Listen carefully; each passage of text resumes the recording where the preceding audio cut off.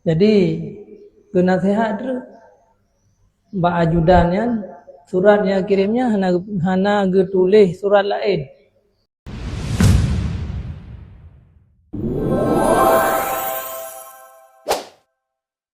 Sufyan As-Sauri yang telah tira ulama.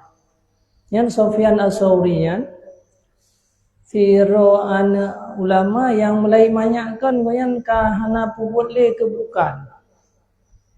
Goyan wate maya-maya ka ibadat ke Allah yang gekun mak tu. Mak ne peduk long ke dekat tempat kebaikan.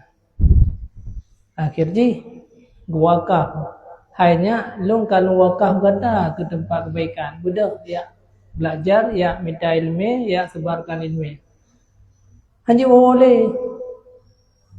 Nah, kalau orang tinggal kurunci ke, kata dah nak menumpah kampung pun. Gua sawa katanya, long Sufyan Sauri mak kata dah nak menumpah. Be al-waqfu la yarji gua. Wakah ni boleh betul. Gitu dah nonton wakah tercok asal lah. Baiklah anak bila dah wakaf. Hanya yang namanya wakaf hanya boleh. Urang akhirat cok tengok. Yang mana sejarah Sufyan As-Sauri.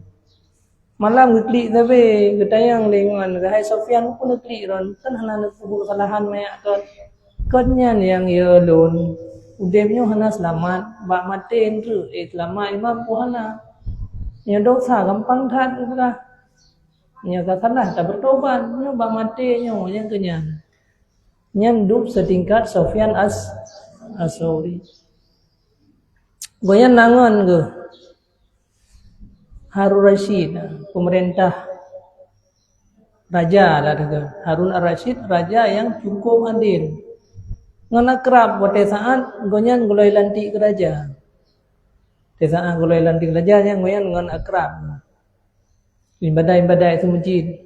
Nudo pada kai lantik goyan ke raja karena goyan keturunan daripada raja orang yang saleh, orang yang taat ke Allah. Lanti bersapat mandu ulama karena Sufyan Sauri-nya ulama yang tasawuf anak kerja ulama lain mandum dia hai raja yang adil lah, raja yang good yang kerja berkirim surat pijutkan kau hubungan ngelun juga padahal berukan kiban akrab ngan dua tu berkun. Jadi nasihat tu ba ajudannya surat yang kirimnya hana ge tulis surat lain. Hana ge tulis surat lain, ba suratnya ju ikut ge Jawa.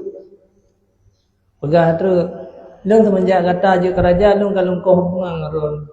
Dan nyo kasih figure nung dan lung dan ne pukun ne pegah hubungan ngaron.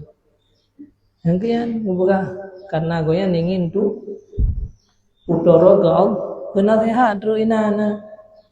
Jadi waktu nasihatnya ajudan kuno yang tengah pakai baju tentera bahasa kita baju tenteranya ni sebut. Yang ban keng putra ke nasihat berawal.